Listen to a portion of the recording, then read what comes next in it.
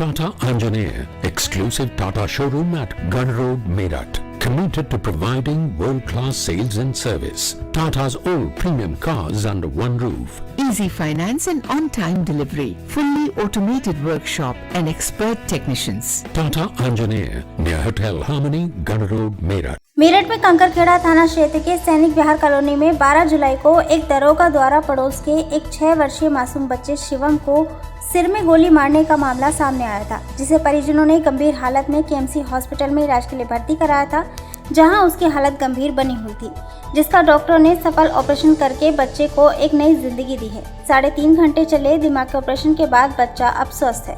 चिकित्सकों का कहना है कि धीरे धीरे बच्चा अभी और रिकवर करेगा। बता दें कि सैनिक विहार बी ब्लॉक निवासी सोनी मेरठ कैंटोनमेंट बोर्ड में सफाई कर्मचारी है। इनका 6 साल का बेटा शिवम 12 जुलाई की रात करीब 9 बजे पड़ोसी जयकरण के घर में उसके बच्चों के साथ खेल रहा था। जयकरण पीआरडी में दरोगा बताया गया है। रात करीब 9:30 बजे पड़ोसी जयकरण की पत्नी शिवम को लहूलुहान हालत में लेकर आई। बताया कि खेलते हुए बच्चा फर्श पर गिरा और जख्मी हो गया। महिला शिवम को छोड़कर फरार हो गई। बच्चे को परिजन केएमसी अस्पताल में लेकर दौड़े तो पता चला कि उसे सिर में गोली मारी गई है। चिकित्सकों ने बच्चे का तुरंत दिमाग का ऑपरेशन करने को कहा। परिजनों ने चिकित्सकों को ऑपरेशन करने की मंजूरी दे दी, जिसके बाद डॉक्टर अभिनव बंसल, जो कि न्यूरोसर्जन हैं, उनकी टीम द्वारा समय से उपचार एवं ऑपरेशन कर बच्चे की जान बचाई गई। मंगलवार को केएमसी हॉस्पिटल में एक प्रेस कॉन्फ्रेंस रखी गई और सर्जरी के बारे में विस्तार से जानकारी दी गई।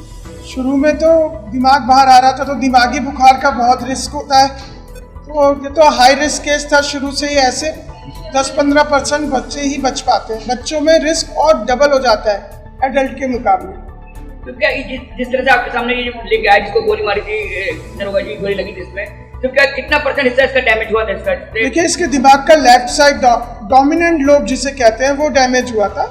लेफ्ट साइड का ब्रेन राइट को कंट्रोल करता है और बोलने समझने का, लैंग्वेज फंक्शन का कंट्रोल एरिया होता है। हमारा मेन मकसद पहले तो जान बचाना था, वेंटिलेटर से बाहर निकालना था। दिमाग की रिकवरी धीरे धीरे होती है। एक बार शुरू के 5-6 दिन निकल जाए तो बच्चों में फिर भी रिकवरी का चांस होता है। तो अभी उम्मीद है कि बच्चे में और रिकवरी धीरे धीरे होती रहेगी।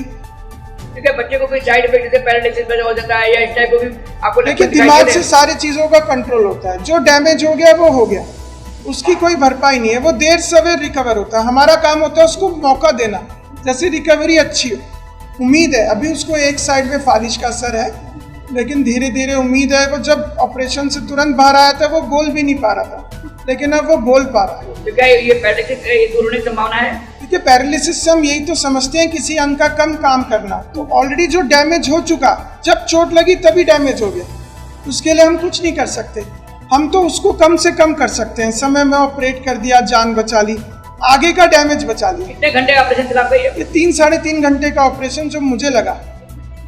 बाकी बेहोशी, सेंट्रल लाइन सब बेहोशी वाले डॉक्टर ने किया। इस तरह के ऑपरेशन के मेरिट में पहले भी होते रहे हैं कि या आपने जो भी इस तरह का जो रिस्क लिया इसमें आप सफल हुए? देखिए, बहुत कम ऐसे ऑपरेशन होते हैं और ऑपरेशन होने के बाद बच जाना ये एक बहुत सफलता की बात है। असल में ज्ञान भाई ऐसा है